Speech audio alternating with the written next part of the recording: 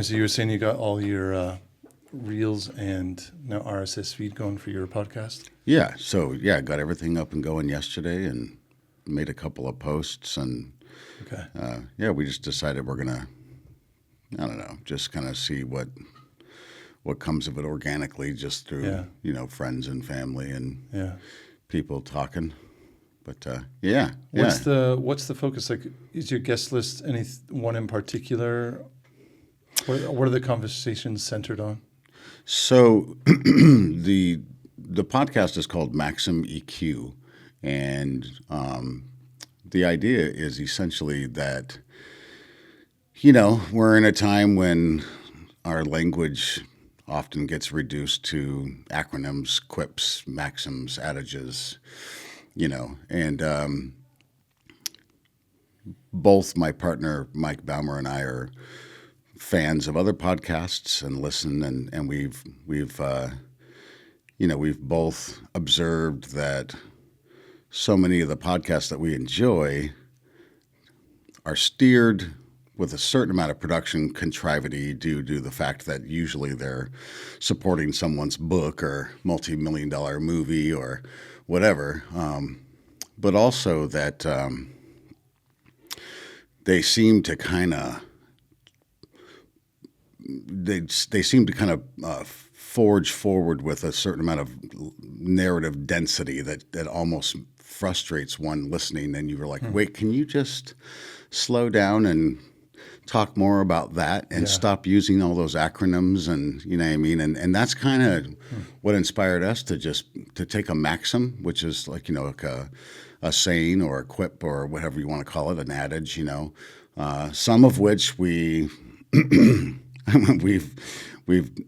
taken the liberty of literally creating some of our own. So there's some of our maxims are originals. Some of them are quotes from famous lyrics of famous songs that have just the kind that just haunt you throughout your life, and you're like, that's as good as a maxim at this point. Yeah. Do you have any examples of that? Uh, Because you were in music, right? yeah. Yeah. Yeah, we did one episode a while back. It was an REM song, and it was a line from an REM song. Gosh, my memory is going to fail me now. It was just one of those powerful Mike Stipe, lines that was super impactful. You'll have to go to maximeqpodcast.com and review our episodes in order to find out. Anyways, and so it was just, it was fun to choose an appropriate guest who shared kind of our fascination with that particular line and adage, and to just unpack it and just kind of talk about, what does that potentially mean? The last one, or the first one that we just released, is, I believe, an original maxim, if you will. It almost sounds precocious to say that, but the first one was, should I quit or should I self-graduate? Huh. And I'd never heard that one. yeah, Is that one you guys made up? I think so. Yeah. Yeah, I think it was. I like that. Yeah, and so. But can you unpack it a little bit? Yeah, we 'Cause did. I think I have an idea of what that might mean, but Yeah. Well, I mean, it was inspired by my partner Mike was listening to, I don't remember what podcast he was listening to, but he was listening to people discussing the merits of quitting, and kind of like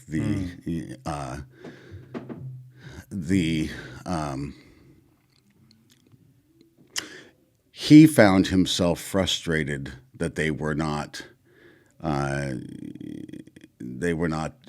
imagining or utilizing more creative language to give quitting other verbs, potentially, and Right. and he was like, what about self-graduating, and so things like that. But it's just look, we're not trying to be revelatory for anybody necessarily. We're not trying to change the world. We're just trying to give space to the practicum of slowing down a little bit and just and taking the time and giving reverence to the shared space of thoughtfulness and just you know what I mean, because it's fun and it's a great and useful and utilitarian way to spend time with other people and get to know other people, and too often we just don't take time to do that, you know. Yeah, it's actually one of the reasons I started this podcast. Is I remember when you and I had coffee that first time. Yeah. At the place that's now closed down, sadly. It was right there on Wealthy, remember? Yeah, I didn't realize it was I forget the name of it. no longer in business. They had like an Airstream trailer. Oh, Outside Coffee. Yeah. I know. And they closed, bummer. sadly. We were sad to lose them. But you and I had a long conversation there, which was so enjoyable for me. And it's these types of conversations is the whole reason. We're not trying to do any kind of a thought experiment here. Like, you are, and I applaud what you're doing. I mean, it's really interesting. If you think about the example you just gave of quitting, the word itself has such a negative connotation. And I remember even maybe it was 2 years ago, this term started coming out into like the cultural lexicon of quiet quitting to describe these professionals who they wanted to keep their job for the financial benefits of it. Sure. But they didn't like their job. And so they only did as much as they needed to do to keep the job. But they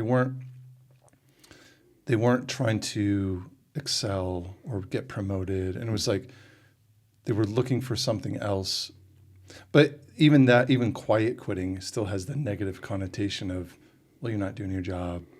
You're fluffing off, procrastinating, whatever comes to mind. But I guess, yeah, you have to take quitting in context. Like, what's the person's situation that caused them to decide to put it in better terms, leave off what they were doing or self-graduate, like you said. That's right.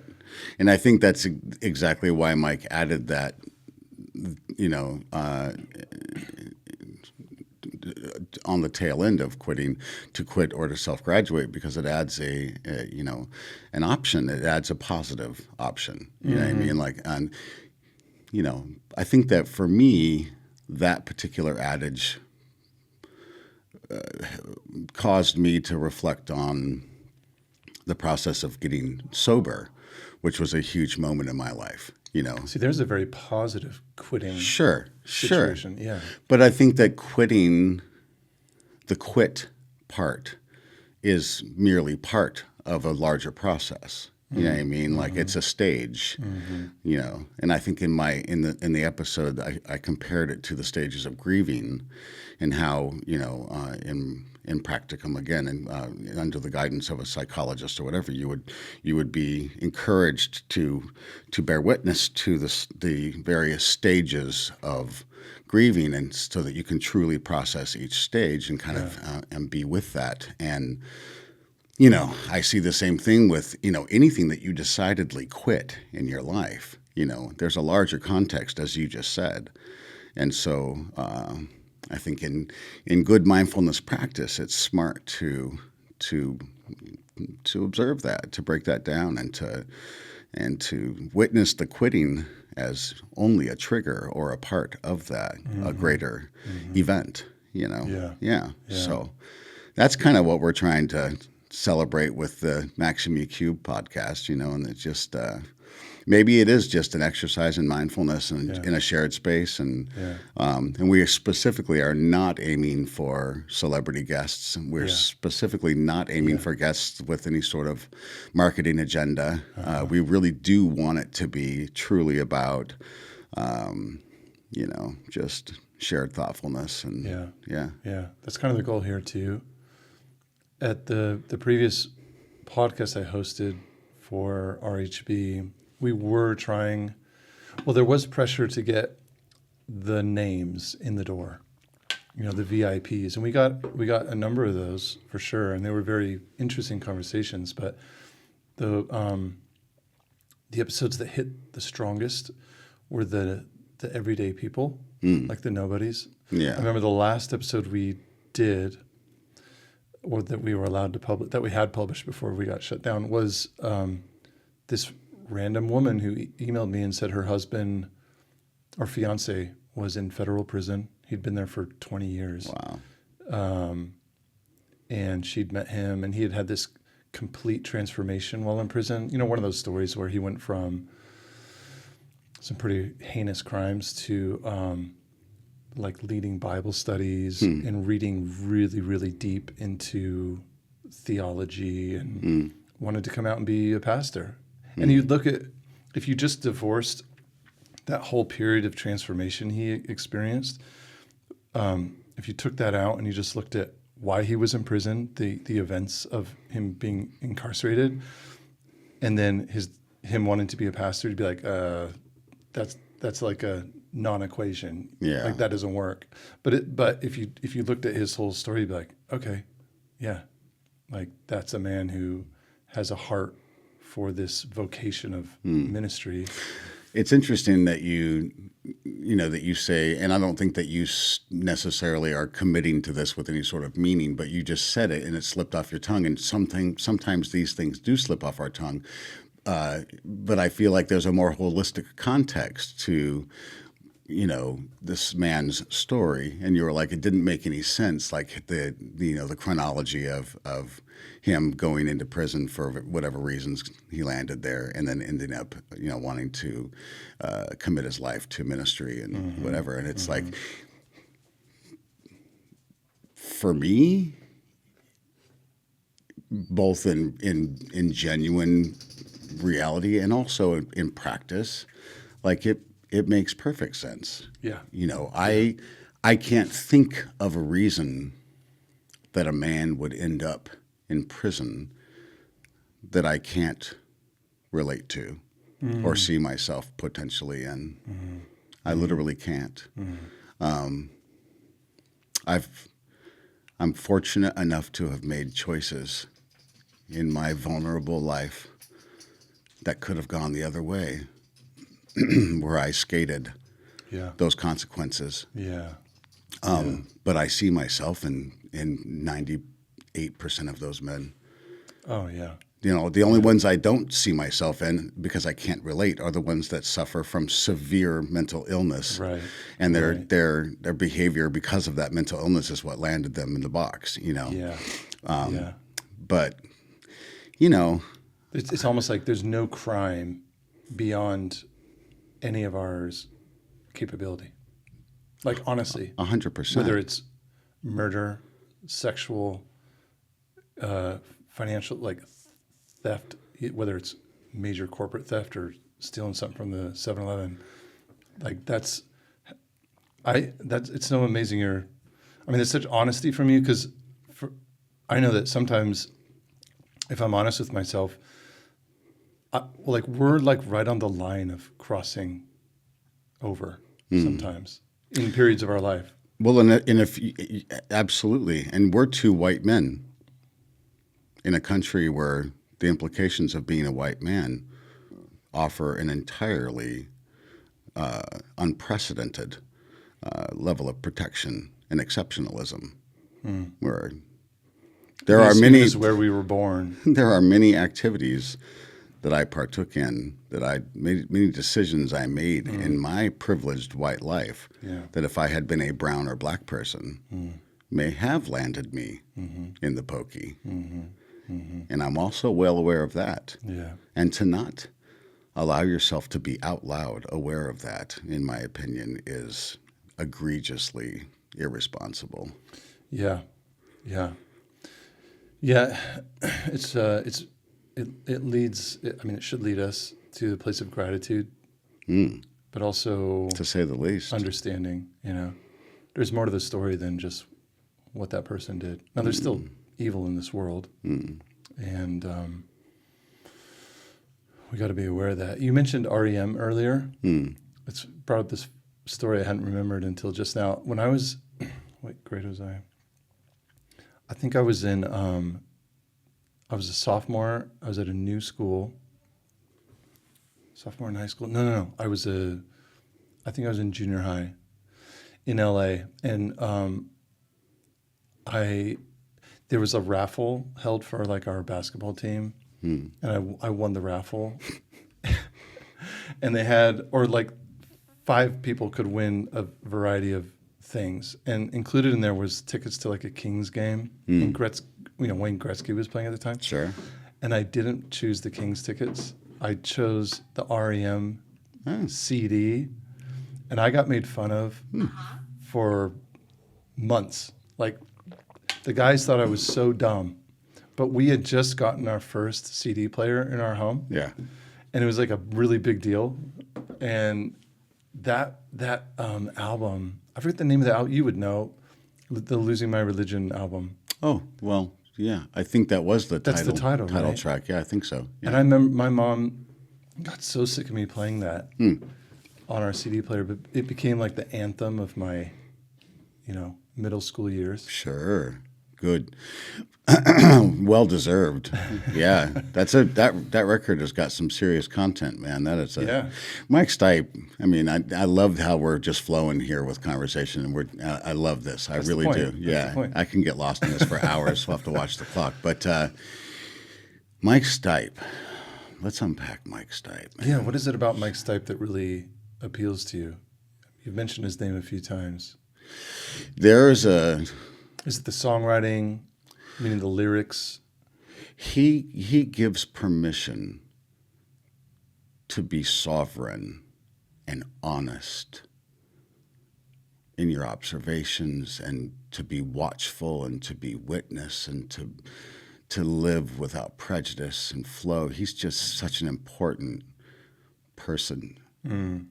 He was one of the most, it literally, can you tell I'm getting emotional? Yeah. It literally makes me emotional. Like, he's probably one of the most important poets of my childhood, our lifetime. Yeah, I think. So many of his lyrics. And yet he would put those profound lyrics to melodies and musicality that a lot of people liked the music from the musical standpoint without fully understanding what he was communicating.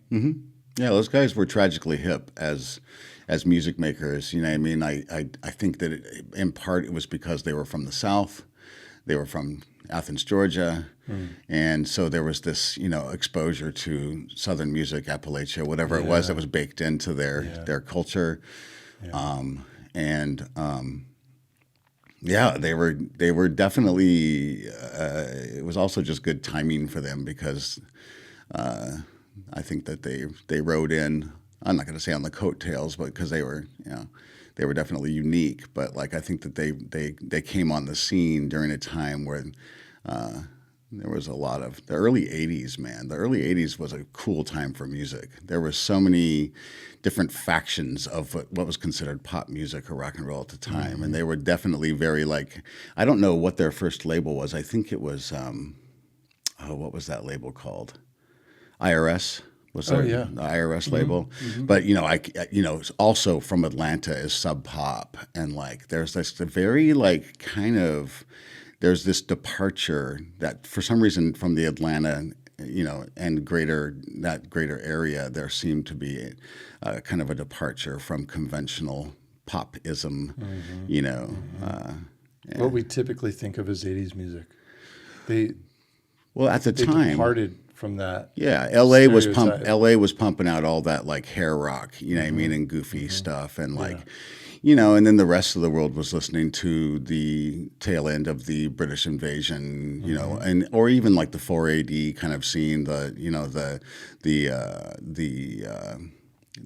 English variety of I don't know how to vampy new wave music, people with lots of black eyeliner and But I feel like REM was like our like Americana departure. Oh, that's an interesting evaluation. Yeah. And it was always high art. It was always, because of Mike and his words, it was always high art. So it was like, it was a kind of a perfect storm of creative liberties that just set them aside and made them astoundingly important, you know? Mm-hmm. Yeah. But I loved how he writes in, I love how he writes the same way a lot of visual artists will paint an abstract, you know, landscape, for example, and he'll just describe moments, feelings, you know, ideas that come and flow in and out of his consciousness during any given experience, you know, and he just writes it down in a flow form. And I feel like that was really relatable when I was that age, and then witnessing that style of writing really gave me permission, you know, because at that time I was a young songwriter, a young musician, and aspiring to write songs. And yeah, and guys like Mike Stipe were like, yeah, there's no rules. Like, just be honest and just share your heart and just say what you know, what you need to say, you know. So you carried that into your own songwriting, that honesty?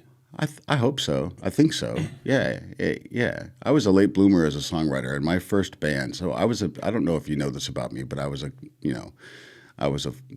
how do you say this? I was about to call myself a career musician, but, you know, that requires getting paid, which almost never happened. So, you know, I was an aspiring career musician for the first 20 plus years of my adult life. Yeah. In bands full time, making records. And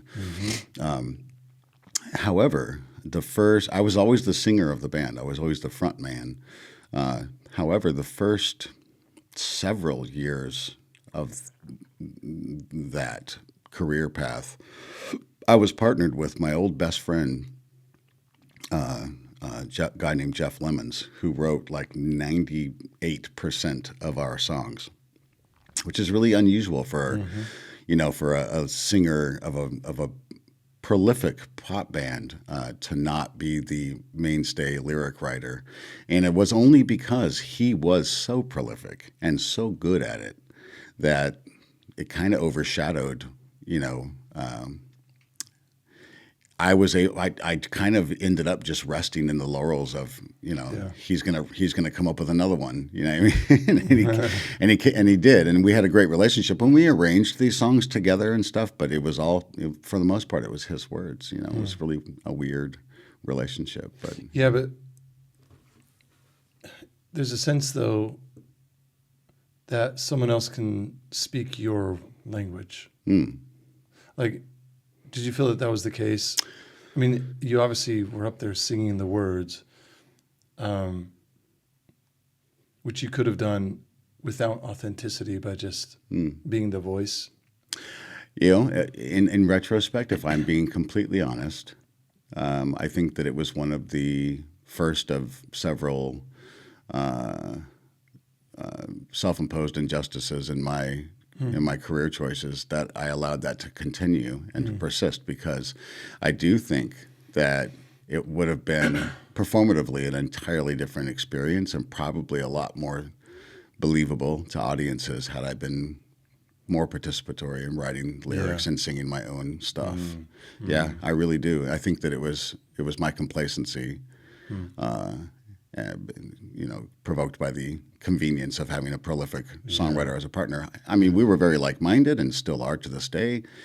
So it wasn't like I was having a difficult time, you know, believing, as it were, anything that I was singing. But yeah, you know, it's one of my regrets that I didn't challenge myself further. You know, I mean, I try not to entertain regret with too much frequency, but.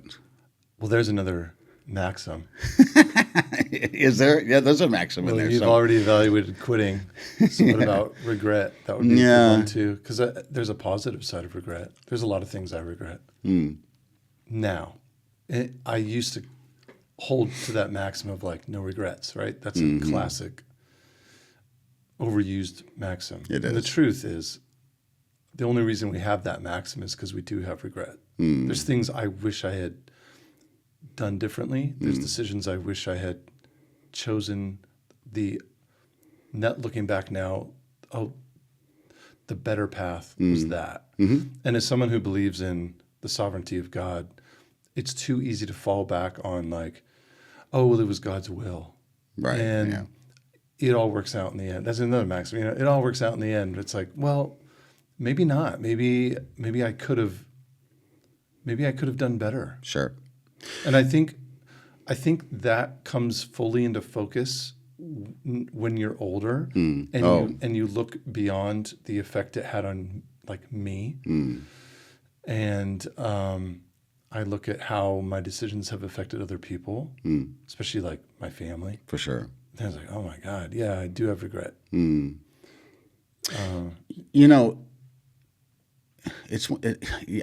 appreciate you circling around to this, because that's actually a super poignant topic in my lexicon of things to be thoughtful about at the moment in my life. But I think that, regret represents a signal.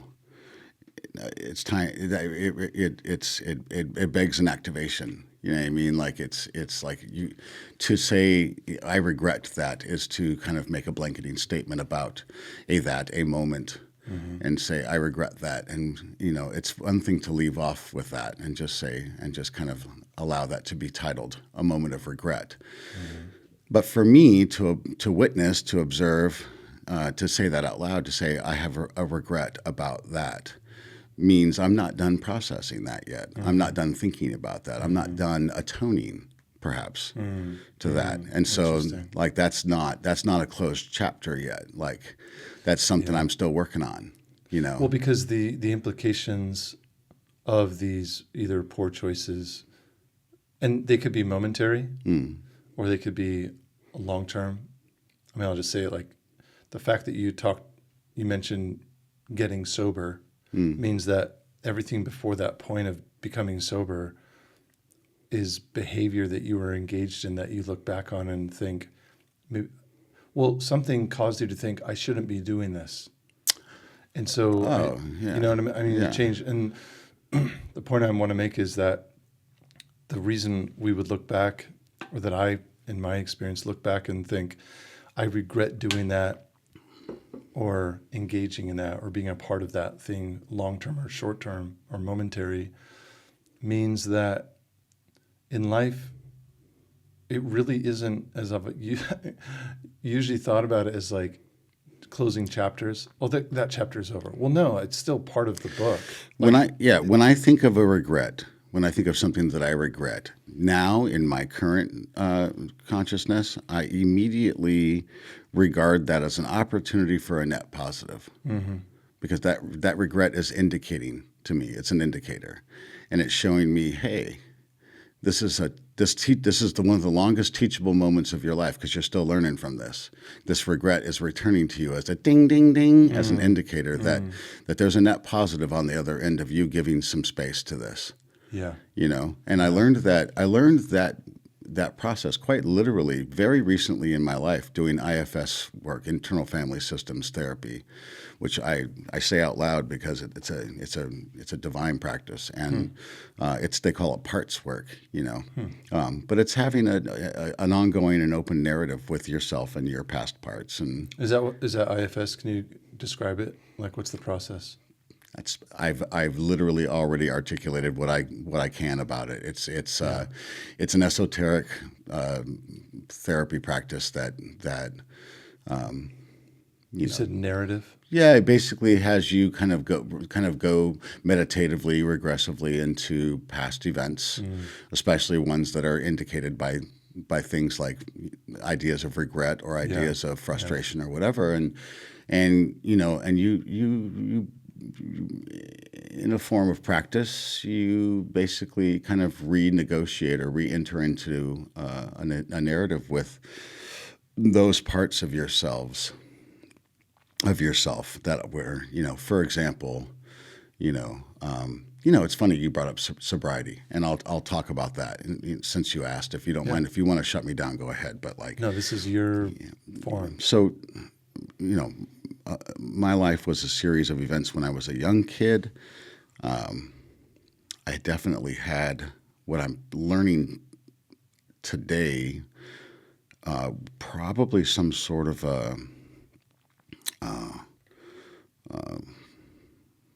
what do they call them? I had some sort of a neurological or chemical disorder as a kid, something. I have a friend who has a child with pandas right now, and kind of observing that by proxy, like I'm learning that perhaps maybe I had autoimmune. What's pandas? It's an autoimmune related complex disorder, if you will. And I don't want to get too deeply into that, but it's in my friend's child's case, it's rendered him with some severe OCD symptoms, but the OCD symptoms are not tics like, I have to wash my hands until the skin falls off, or I have to count things or whatever. It's more about diabolical messaging to himself, about self-hatred and about yielding to a not wanting to live and things like that. So and it's horrific. And this was when you were young.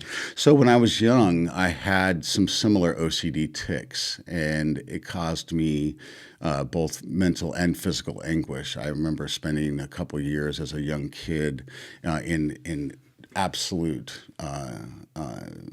pain, constant abdominal discomfort, stress, hair, pulling my eyelashes and my hair out, Oh, wow. and having a distinct inability to read, to focus, to do schoolwork in a conventional way, despite the fact that, almost all of my grade school teachers, would give narrative to the fact that I was like one of the most intuitive and intelligent kids that had, but they just couldn't figure out why I could not do the work. I couldn't show up and do work. I couldn't sit still, whatever. So they wanted to call it a lot of things. I had brain scans as a kid. I had iris testing. I had, the elimination diets and, all the tests, all the things we tried, all the drugs, all the therapy and counseling.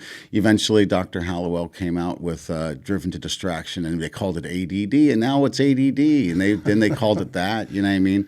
There's a myriad of, it's become different things throughout the last 50 years. Whatever it was, the attention to that in my life and in my family came somewhat to a screeching halt when my mother drowned and passed away. Oh my God. When I was 12 years old. Which was a terrible time. And now, as a person with school-age children, you know how vital that age is. And, so yeah, it kind of dropped me off, and I had to quickly become a man. And I had a very struggling relationship with my dad at the time, who was not used to being a primary parent, was used to being the bread earner who was at work 10 hours, 12 hours a day, And so, his spiritual ship sunk with my mother's death, and he retreated and immediately got himself into another relationship, and that decidedly had boundaries and blah, blah, blah, blah, blah. So the whole house, the whole family moved on. The whole family, the rest of our extended family, retreated into the corners of their own grief and disappeared. And, and so, I had a really difficult adolescence and childhood, and it was just filled with a lot of trauma. Now, because of whatever condition I had or the kind of constitution I had as a young person, I did not emote. I did not cry, which would have really been helpful at the time. Instead, I became a man in my own very limited understanding of what that meant. And I just kind of forged forward and began to self-soothe and resource and take care of things in my own way. I say with quotations. And one of the resources that you find yourself turning to in our society, because it's so normalized and so readily available, is to medicate oneself. And we don't. I started living a lifestyle of independence at 16. I moved into my own apartment. And this is skipping forward a little bit, but I became an emancipated young man very, very young. So I did not have the resources that one would have in a structure of family where you have insurance, where you have counseling and all that kind of stuff. So I didn't have no longer I had the privilege of being able to, get on a magic pill or whatever it was, So I drank and smoked pot, and then 30 years disappeared. Oh, wow. And I woke up one day dying. Yeah. My body was dying. So, yeah, I mean, quitting, I mean, was it quitting? I mean, I have people all the time, that when I have a soberversary, I've been sober for 12 years now, and people will congratulate you, and it's just, man, I'm proud of you. It must have been, and I'm like, did I quit? I went to a hospital and was told that they may or may not be able to save my life because my organs were dying. Wow. You know what I mean? Like, that doesn't feel very fucking heroic or intentional to me, but yeah, did I decide at that moment that I was going to choose life if that were still an option over continuing on the path I was on? Yes. Predominantly because of how incredibly uncomfortable it is to die that way. I can tell you that with firsthand experience, that dying from organ failure is really uncomfortable. But yeah, so the quitting part was one part of what's been a 12-year process of relearning, reinforming, of a lot of thoughtful regression and thought and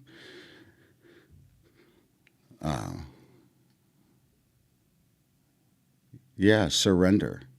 The word surrender is important to me.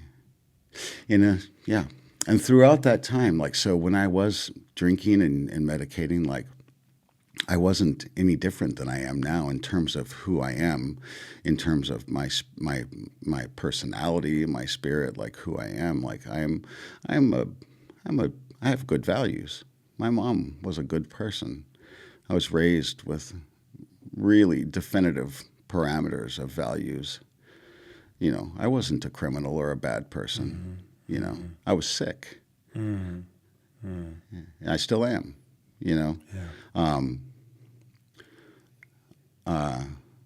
But that's where almost all of us, and this is how I'm able to look at other people and relate, which I find very helpful.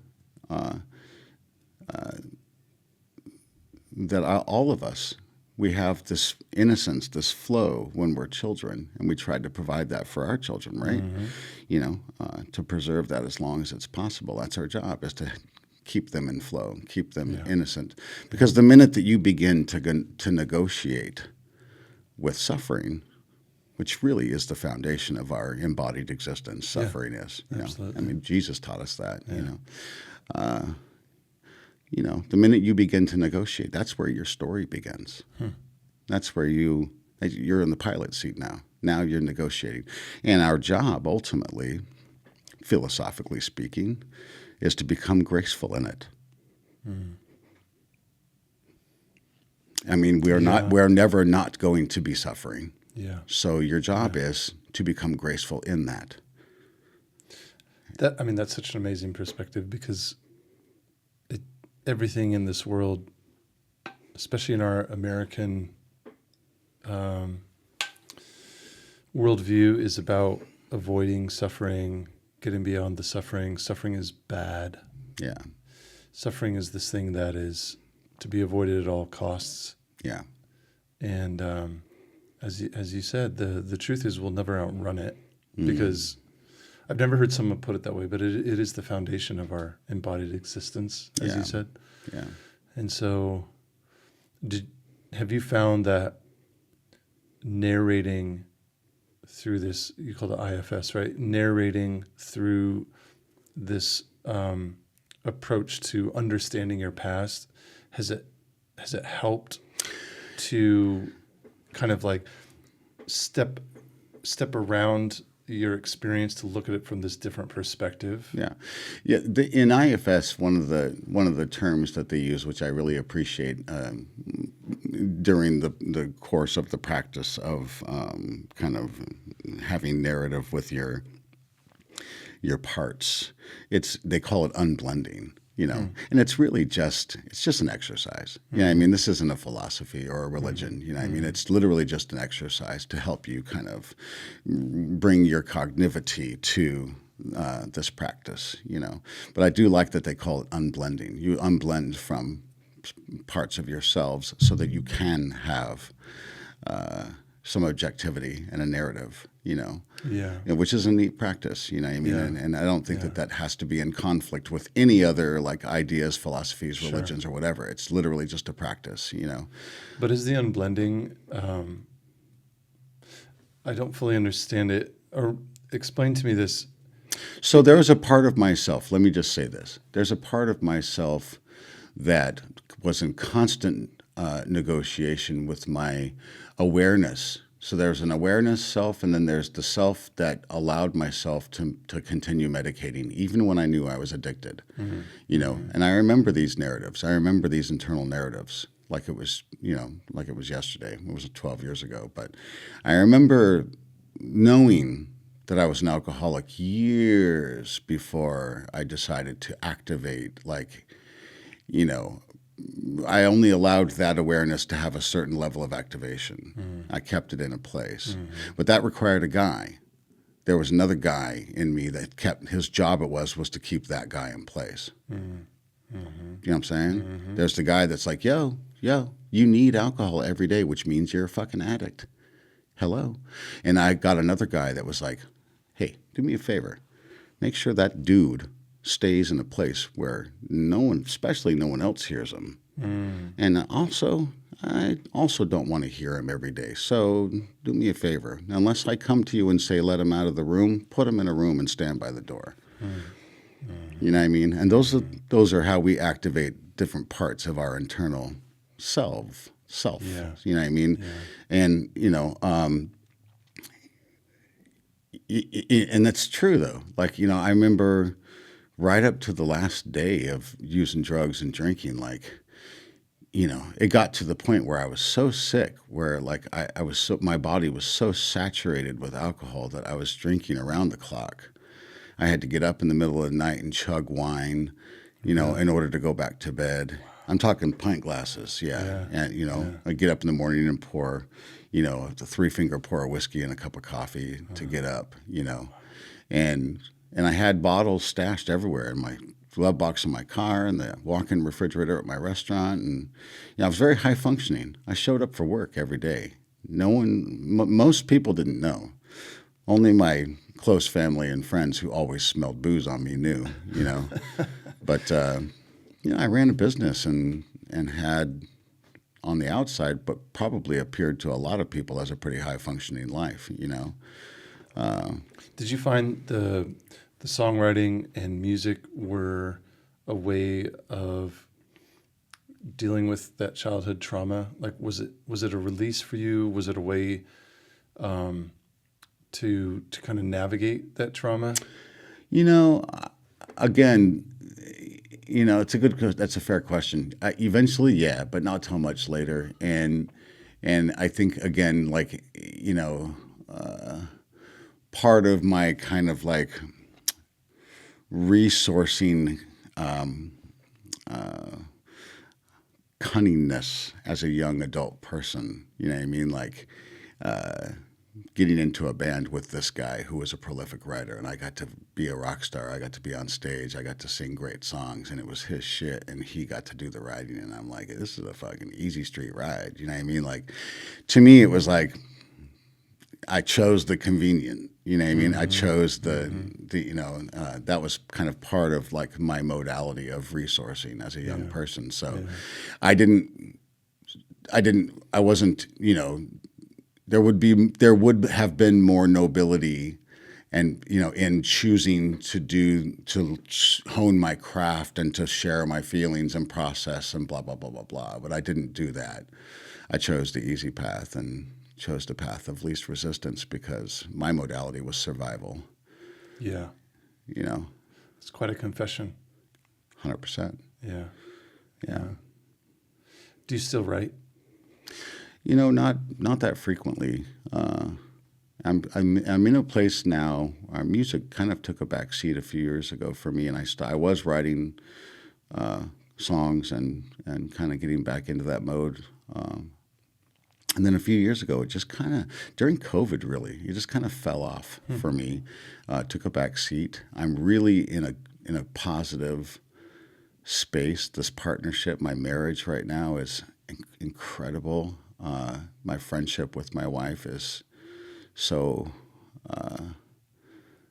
all-encompassing for me. She's awesome. Isn't she a great lady? Awesome. Yeah.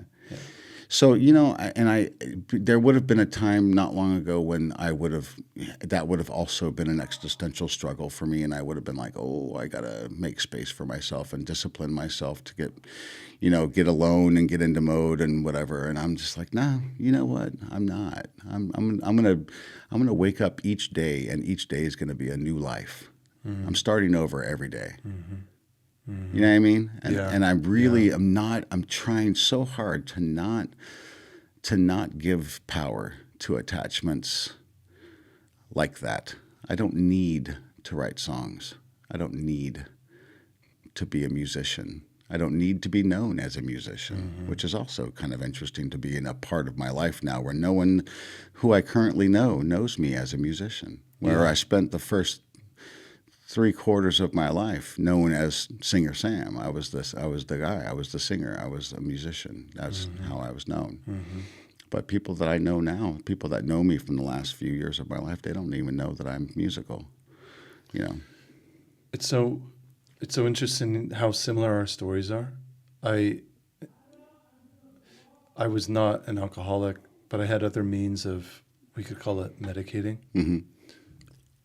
But I spent about 20 years in music as well. And that's how everybody knew me at that time. Yeah.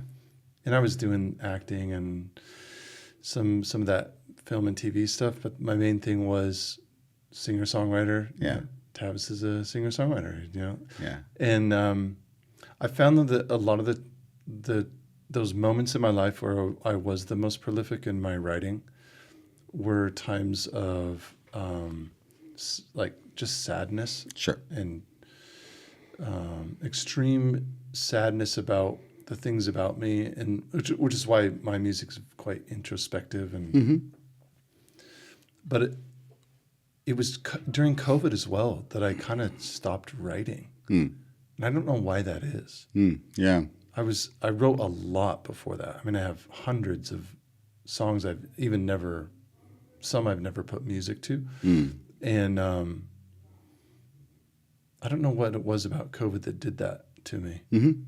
I remember there was this moment, we were living in London at the time, and this was just before I got the best dog I've ever had, which was this giant Mastiff that a friend of mine drove all the way to North Ireland to get for me. Wow. And brought him back.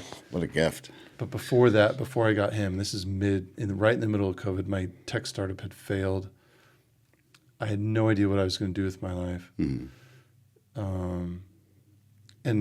But I was writing at that time every couple of days, like diary stuff. And I remember sitting before that, I can see it now, that yellow legal pad. And I just wrote, I'm really fucking lonely. That's all I could write. Yeah. And it's almost like from that, I then got Max a few weeks later, and he helped. Mm-hmm. But something like, I don't know what it was, something shut down. I've written a few songs since then, since we moved here, actually. But I don't know what it is, Sam. Like, what is it in me that doesn't take the steps forward to, I don't know, hit up a couple open mics and just play for people, In a sense, like, I'm far beyond that headspace I was in my 20s and 30s, which was I want to be known. I want everyone to hear my music. I want to be played. I want people to see me in the street and be like, oh, it's that guy. And it's such a horribly narcissistic way to be, you know? And I've thought a lot about this recently. Like, why? Maybe I should just, I don't know, get out there, not with the intention of being famous, but just to kind of, even for my own sake, like that stuff's in there. You know, as a songwriter, that stuff's in there and you just want to get it out. Mm-hmm. Yeah, I have those compulsions sometimes. You know, for me, I was always,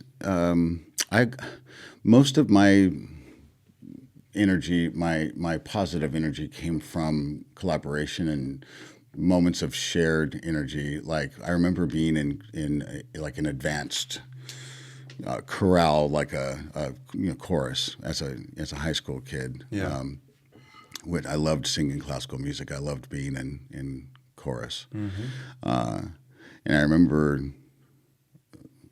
I had auditioned into this, what they called the Northern California Honor Choir. It was like a multi-school kind of collaboration to get advanced, music students into a space where they could work with directors from universities and actually, have a peer group and share some performances and stuff. And I ended up doing the tenor solos in a solo quartet for a Mozart Mass, Benedictus, in front of this honor choir, which is probably over 50 voices, Wow. And I remember working at that level and kind of getting into that space and realizing, like, just how magical and how that was medicinal. That the power of being part of such a huge, disciplined effort of musicians, musical voices, and being in that, getting caught up in that, and the spiritual fervor of that, and like it felt so amazing.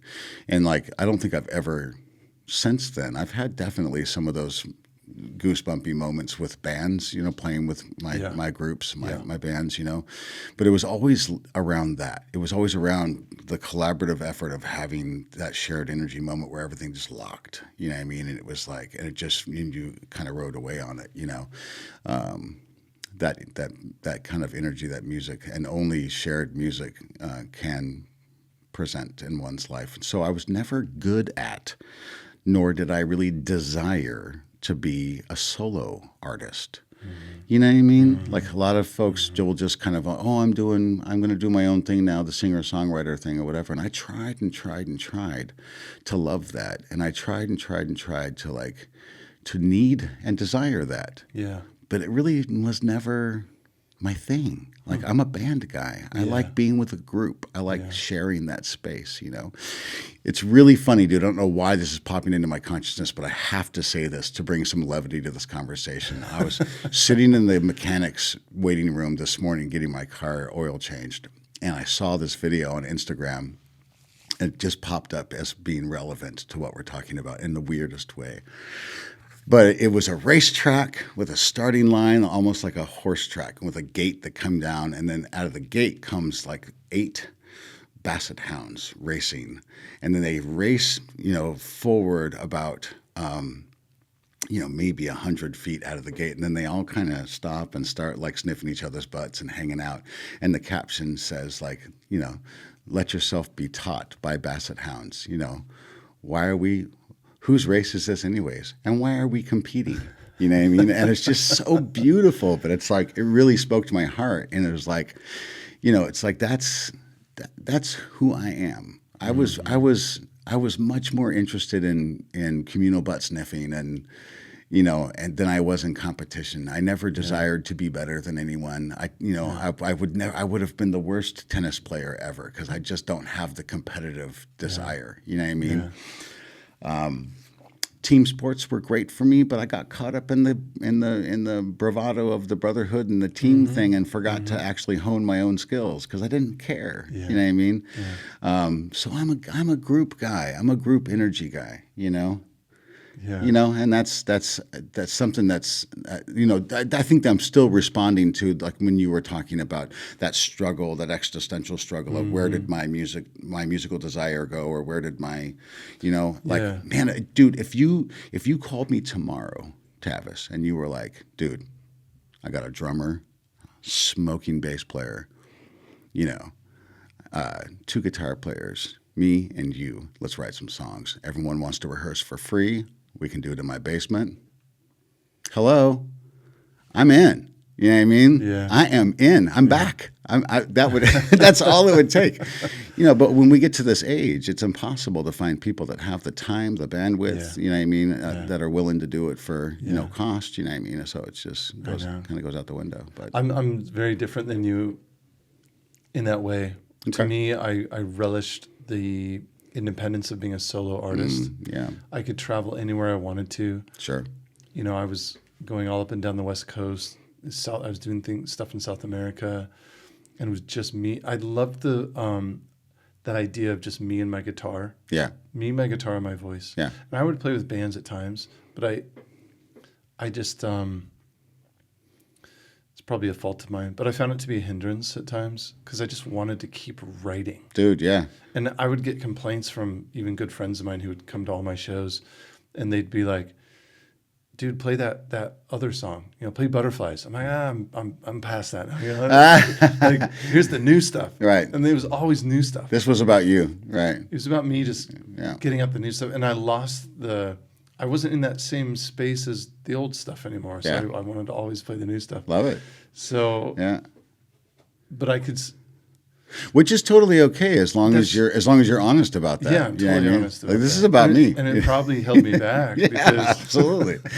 It's funny. I've known a million guys like you, obviously, and I've always envied guys like you. I've always wanted to be that guy that desired to do on my own inertia, like to do my own and really kind of own my own show and be a one-man guy. You know what I mean? Like I've just never, at the end of the day, it's just never been true.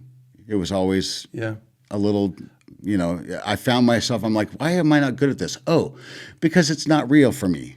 You know what I mean? Right. Right. So it was a struggle. That authenticity. Yeah. Interesting. I just want to play in a rock band. You know what I mean? Like, I don't need to be the guy, Yeah. It's funny. I don't think I realized that about myself until really recently, that for me, the high, like the energy comes from the collaborative space. Yeah. So for me, collaboration was more about songwriting, and I would meet with songwriting partners, especially when I was in LA. We had a lot of kids that had come out from like Nashville to do their stint in LA, or from a lot of like Southerners, Midwesterners. But still, I definitely would have probably had more commercial success if I'd done the band thing. I know I got paid a lot more when I did band shows. There's these. Oh, I thought you were going to say when you did solo shows. I'm like, yeah, dude, when you're not playing a band, like if you can, dude, I have friends that make decent. My friend Michael McDermott makes a good living, playing because I would say the lion's share of his performances throughout each year, he does solo, and he draws pretty well, and so he just pays himself. He takes bands out on like important shows, Yeah. But I don't think he could even afford to make a living the way he is if he was paying a band all the time. Yeah. Yeah. We'd have to split the money. Yeah. Man, I miss those days. I obviously do too,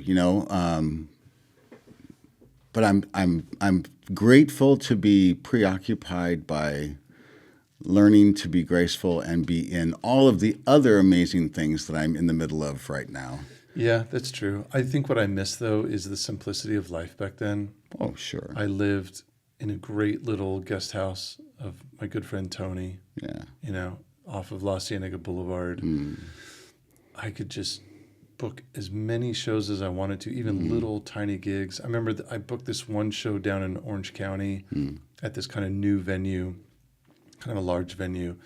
A lot of my shows were like bars, or they just wanted someone there playing music, and you get paid a couple $100, which back then I'm like, I can live off that. Sure. You know? And I remember I heavily promoted that show just myself.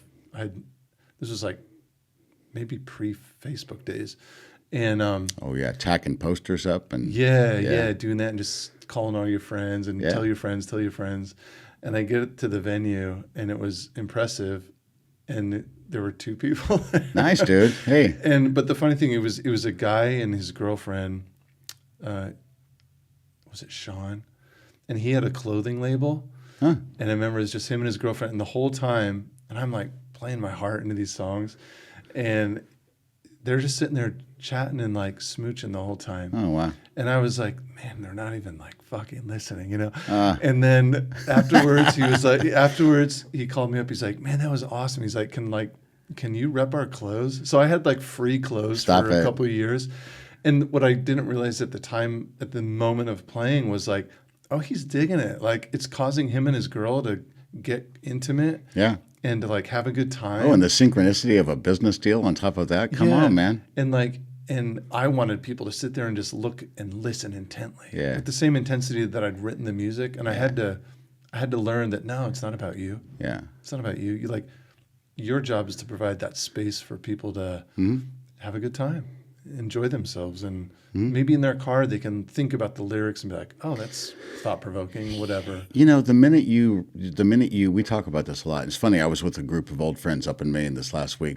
The guy, Jeff, my main music partner that I was telling you about, I was just up with him and his family and his kids up in Maine this last weekend. We were talking about this, and we were talking about like the ability to kind of own what you just said. And that is that like once you've written something and you've arranged it and you've committed it, even if you are performing it live, the minute it leaves your mouth, you know what I mean? It's not yours anymore. Oh, that's interesting. It's not yours anymore. You know what I mean? This isn't about your precious moment for yourself. You're broadcasting.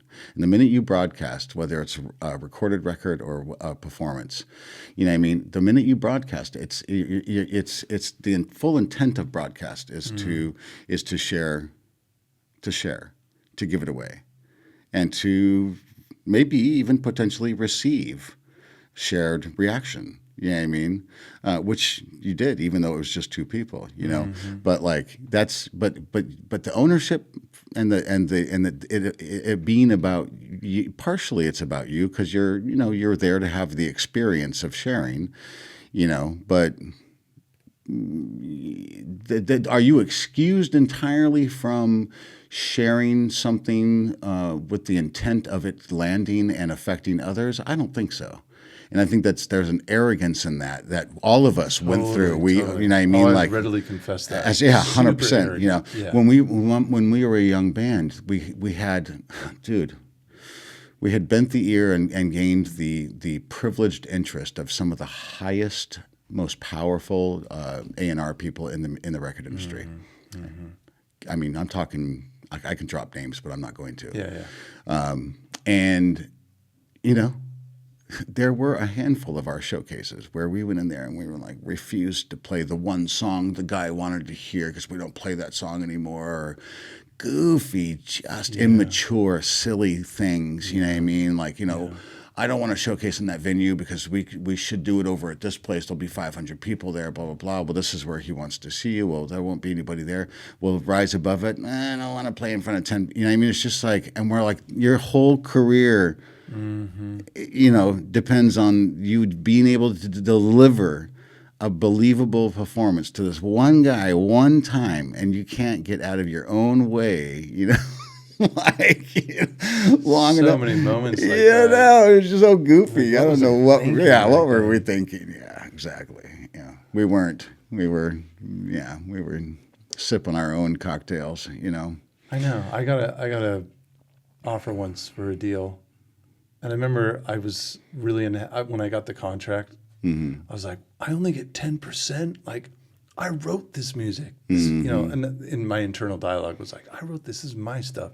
And I turned it down. Yeah. It was so dumb, you know? I had a couple of offers come. And it was with like one of the top producers in LA at the time. And I look back and it's like, it's just young and dumb. I had a couple of relatable experiences. I had a manager of our band come to me once and said, "Hey, Geffen Records has offered to buy you out, and have you leave the band. There's a signing advance involved. Blah blah blah. Do you even want to talk about it?" And I'm like, "Nah, no way. We're gonna rule the world. So I'm good." Yeah. You know? Yeah. What's up, sister? Kiddo? You're waiting patiently. Do you need something? What's the name of the movie that I went to watch with Elio. Esther? ELIO. Very patient. That was amazing. She came down 2 or 3 times and just waited patiently. It's amazing. Yeah. You have well-trained children. One of them. One of the 3. How old is this one? Esther is 7. Okay, and you have 3, right? Yeah. 3 kids, so 7. So Ace is going to be 16 tomorrow. Right. And then Hannah is 13. And 13, okay. Yeah. How many your kids? I have one, not biological, but one child. She's 33. Yeah. And I have 3 grandkids, 14. How old is Elijah? 10. And I think like 7 is the youngest one, 6 or 7. Yeah. So she had him young? Really young. Yeah. She started at 19, I guess. Yeah. 20. Yeah. Right out of high school, she wanted to be a mom.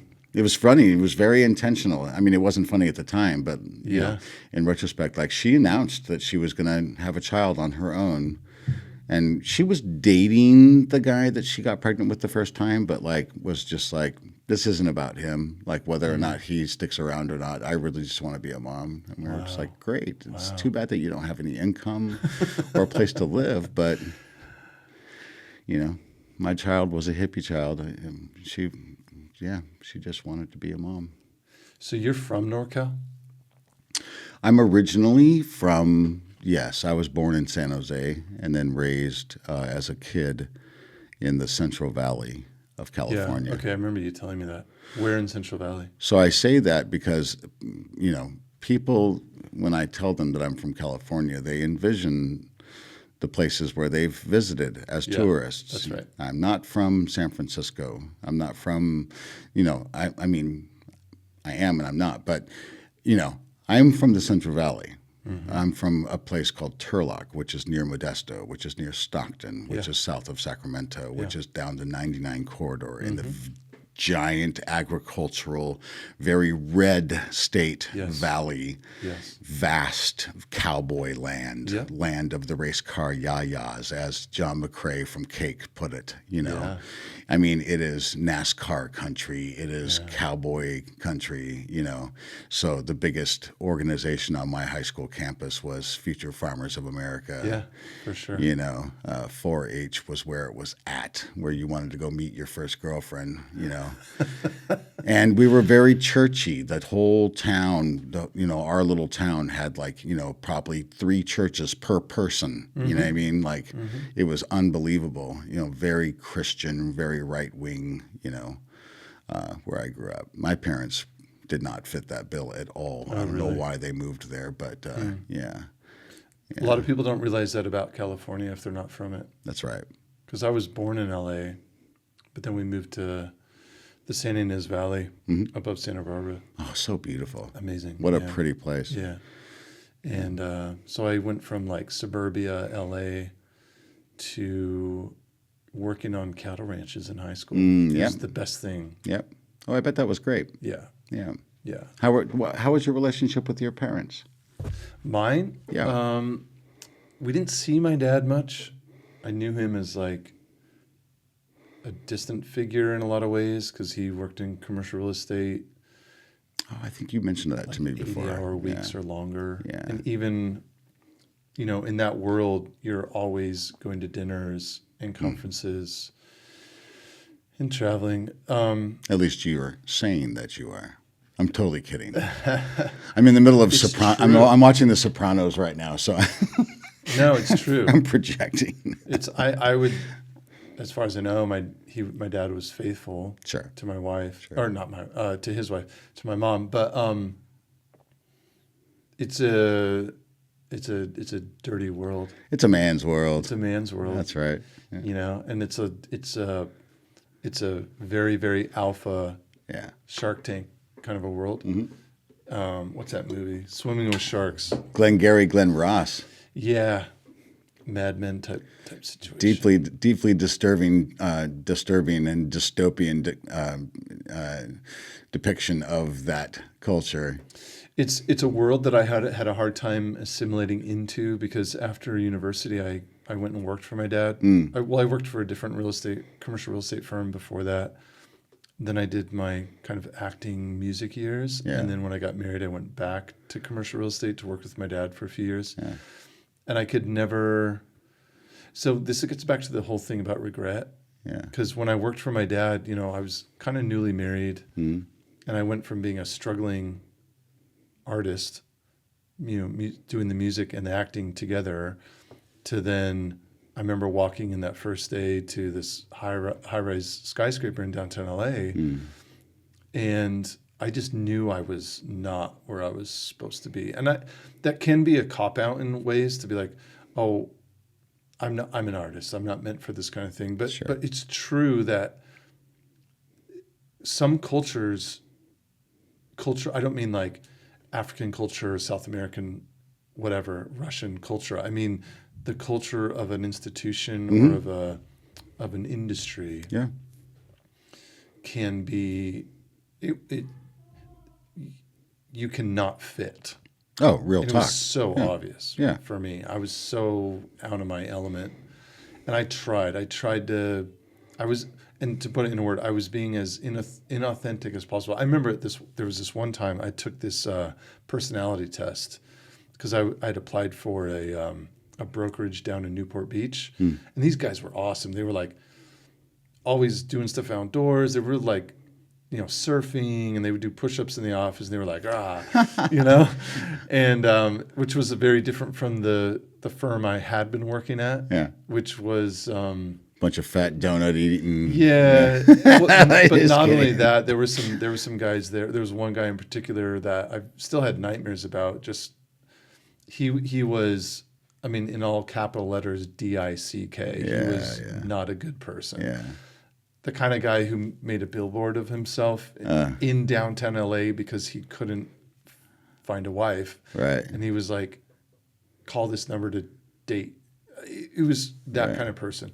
So I remember filling out the personality test. That the firm wanted me to do that. They had every new hire do that.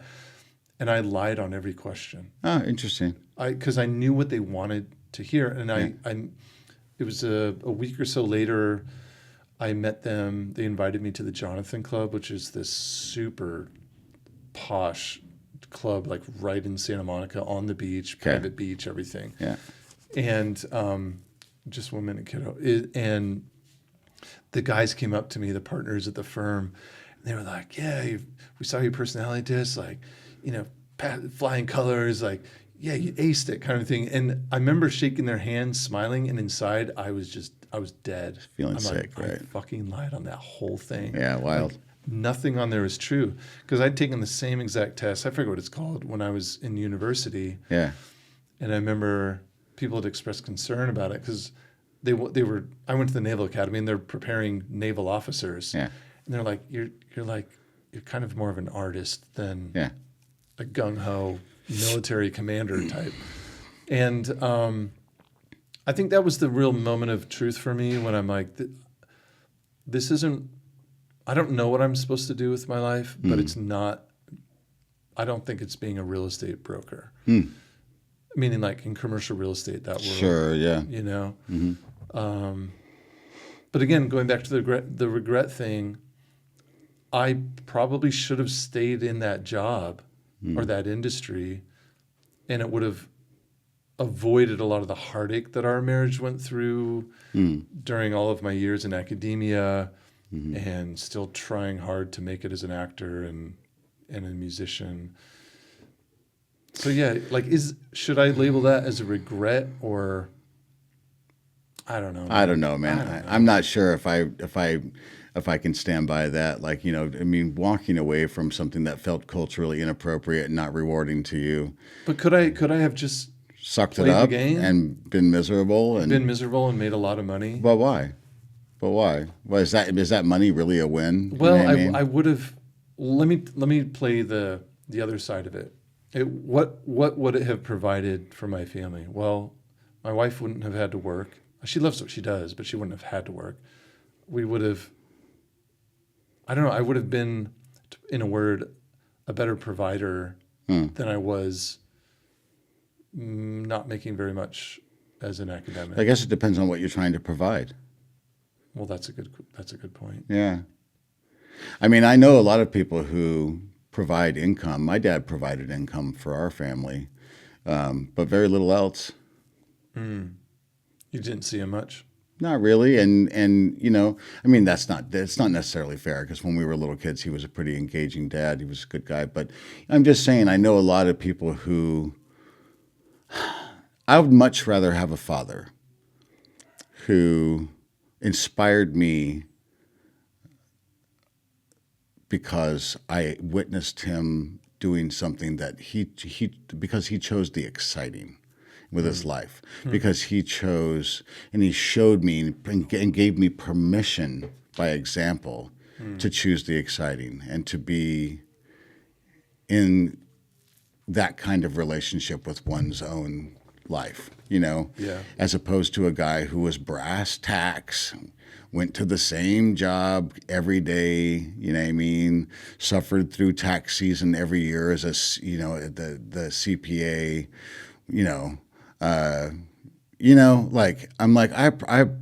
I'm grateful for that and I appreciate that. But to be honest with you, it's one of the reasons why it's been a struggle as an adult for my dad and I to relate. Interesting. Because those were the choices that he made. I don't find those choices relatable. You know what I mean? That's highly sacrificial and it earns him all the merit in the world. Yeah. But it doesn't make him exciting to me. Yeah. It makes him kind of a dude that's a little hard for me to relate to be honest with you. You know what I mean?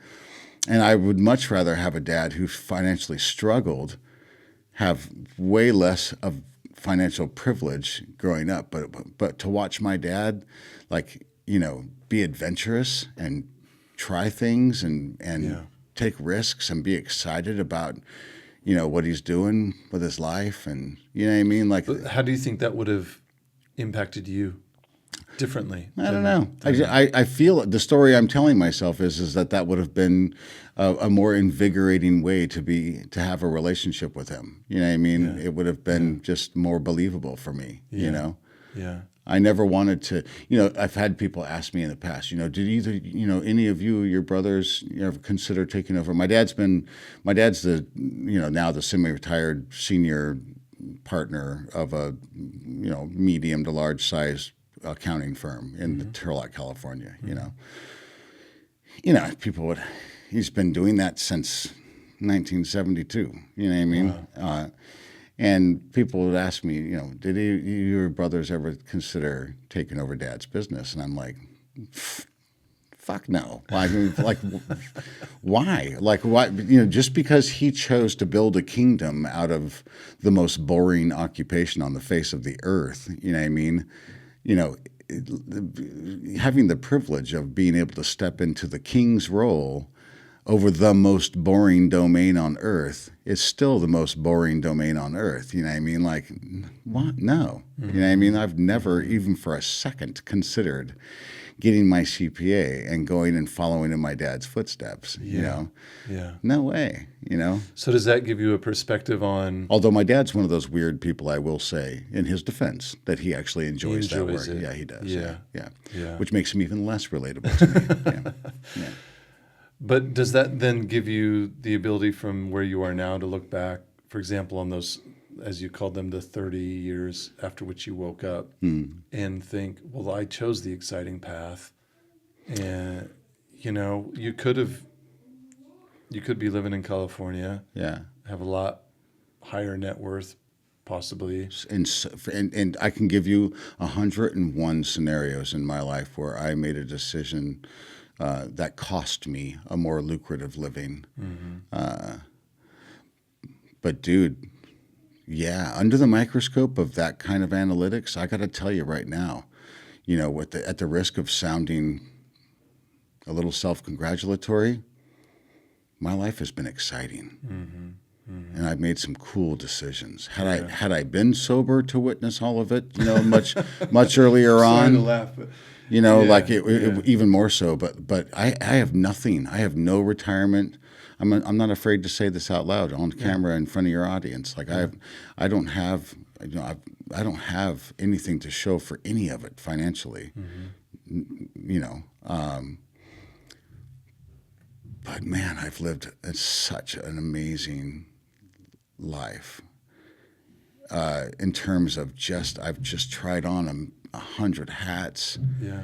And I made a decision to be self-employed and kind of as a general principle to stay that way, like many, many years ago, and have been since then, and I just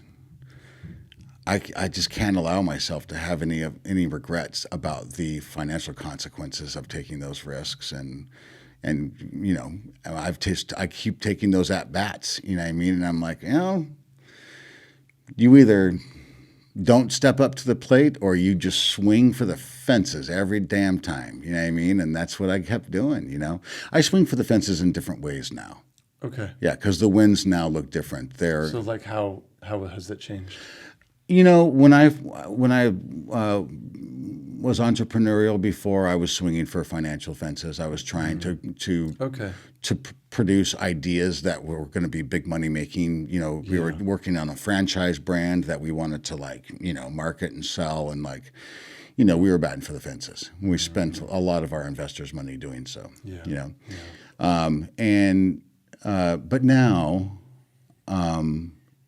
I'm batting for fences that are, that are more existentially or spiritually exciting, as opposed to. Can you articulate any of those? 100%, man. The financial. I think there's a common thing we're talking about here, which is that financial side of things, which, let's be honest, in the place that we live, is hugely important. West Michigan is a context that, in a way, is kind of a microcosm of all of the United States, which is, or the West at the very most, is, in the hierarchy of, how would you call it, priorities, the financial is top. So what are those other things? My final articulation about this is this: I am not. And whether or not this is a merit or a fault, I am not motivated by money. I learned this about myself. I thought I was, but I'm not. It's not enough. Wanting money is not enough to motivate me to do things that I don't want to do. And so learning that about myself steered me towards really putting more energy into how do I win? How do I win? I win when I have relationships with people, when I have that energy, that collaborative energy that we talked about earlier. This is the extension of my band experience, my choir, right? Yeah. So my fantasy right now, just to kind of give an example, an illustration of where my desires are leaning, I fantasize about owning a small neighborhood hardware store in a place like Heritage Hill, Grand Rapids, Michigan, and getting that business a pro forma set up so that it just sustains itself. So if it ever has a few windfall years where we make a little profit, awesome. But I don't want to be dependent on that. I don't want to need that to happen. What I really want is I want to live in that store each day, so I have a place to go to pull my pants on every morning and go and be on the path for the neighborhood to show up and for people to bring me their little quips and problems and get to know people and to be needed and to be known and to be appreciated and understood potentially understood by a handful of people. That's what I desire more than anything in the world.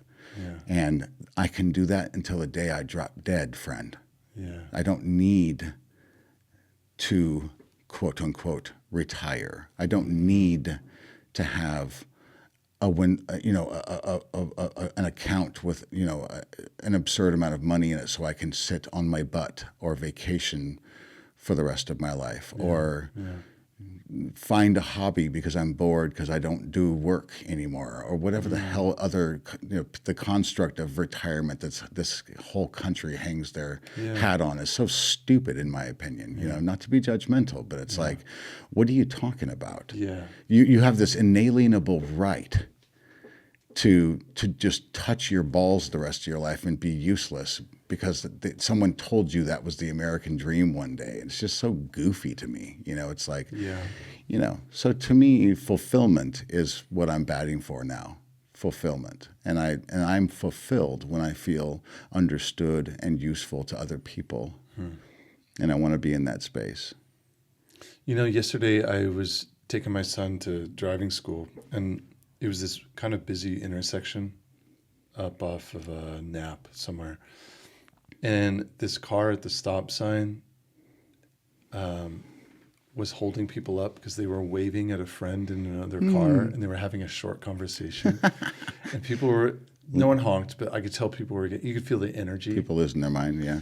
And it took me right back to my youth in Solvang, California, where you kind of knew everyone. Yeah. And that would happen all the time. Yeah. And we would do that. And it's exactly what you're talking about. Like, I miss that. Yeah. I miss being able to go into the store, whether it's the hardware store. Usually it was the hardware store for some reason. That's interesting. Yes, you sir. brought that up. Because you're needed, and people go in there with a specific need to address a specific problem. They're not just going there to shop. No. It's not just retail. No. And I knew the guy behind the counter when I went to go get my 22 ammunition to go shoot ground squirrels or whatever. Sir. And man, that aspect of community is just gone. It's just, and it's suffering. Suffering. I think here in Grand Rapids, like, we can find little pockets of it. Yeah. Like you said, Heritage Hill. There's a little old guy next to Ken's in Alger Heights. Okay. That has a little hardware store there. Yeah. And he's been there for years and years, and he's living the dream. Really? He's my guy. He's my model. Yeah. We went in there to get some weed and feed stuff for our lawn, and I met him, and I'm like, oh, dude, you are it. You are living my fantasy. I mean, he probably, if he heard me say that out loud, he'd probably giggle at me and be like, fantasy, huh? I see. but I met that guy in Grand Rapids, a little hardware guy. The only other places I found little touches of community like that is going to, like, Madcap Coffee. I know all the baristas there now. Oh, yeah. Like Ravi and Joe and Will and whatever. But it's like, whereas I stopped going to Home Depot and Lowe's, and I go to the Ace up on Michigan. Same. But even so, it's still too big. Yeah. Yeah, same. You and I have so many, and I imagine that we're probably getting close to the natural. Hey, if you got to go, that's fine. I do have to go soon, but you and I, and I knew this real quickly after first meeting you, that you and I share more in common than I think in opposition, in terms of just being similar types. You know what I mean? I think that you and I have a lot of things to relate about, and I enjoy that. I feel like I'm definitely, you have shared with me a handful of times, even if just indirectly, I've just read you, and I can read that, that being entrepreneurial and being self-employed can be frustrating. Mustering ideas is just as frustrating as mustering the energy to put those ideas into fruition. And then getting knocked back on your heels by people who don't give a shit, I mean, is even more frustrating, and blah, blah, blah, blah, blah. I've seen that in you. I've seen it in your spirit. And it's, it's like, man, I I enjoy that. I enjoy that I relate to that. I enjoy that I'm able to see that in you. And all I can say is it's a privilege to be relatable to that, because, you know, you really just have to remove the attachment to the success and the money, and then just see the joy in the process of everything that you're doing every day with your life. You know, these kids that keep coming to this table, standing here waiting for your attention. You know what I mean? Like, dude, that is magic. That is magic. And I know it doesn't always feel like magic. I do get that, you know, but like, that's magic, dude. And you're married to this woman who's up there living her dreams and doing her thing. And, you know, man, you're in this great community, living in this gorgeous property under these beautiful old trees. And you know what? And you have the gift of gab, dude. You have a great personality. You're relatable. You're lovely. You're memorable. You know, I mean, you've got so many things going on for you, man. It's a real privilege to know you. Yeah. Thanks, Sam. Yeah. Thank you. Yeah, and I think that all the other stuff works itself out. I know that sounds cliche, and that's probably a maxim, but, you know. I don't know. Yeah, I think your life is a testament to that. I mean, I met you as a real estate agent, and that's just like a very small slice of who you are. Yeah. And I see how, I mean, you're a philosopher. Like the way you talk, the way you pontificate on heavy, heavy things in life, you know, the way you were raised and losing your mom and all the family garbage that we all have to deal with, you know, in our own way. But I just love talking to you. Yeah, I appreciate that, man. Thanks. Yeah. And it goes both ways. Yeah. I'm glad that we made time for it. Yeah, let's do it again soon. Yeah, I agree. Yeah, thanks, Sam. Maybe without microphones next time. That's fine with me. Yeah. I like the outdoor coffee approach better. Let's go to Foxtail next time. Okay, I haven't tried that yet. Yeah, let's go there. Now, I have been a little resistant because I did hear that it was founded on DeVos money, which is, you know. Then let's go to Madcap. But here's the thing. You know what my neighbor said to me when I mentioned that? He was like, "Oh, that's cute. Try avoiding DeVos money anywhere in Grand Rapids and see if you can actually keep yourself entertained." And I'm like, touche. Yeah. Touche. Yeah. All right, man. All right, brother. Have a good one.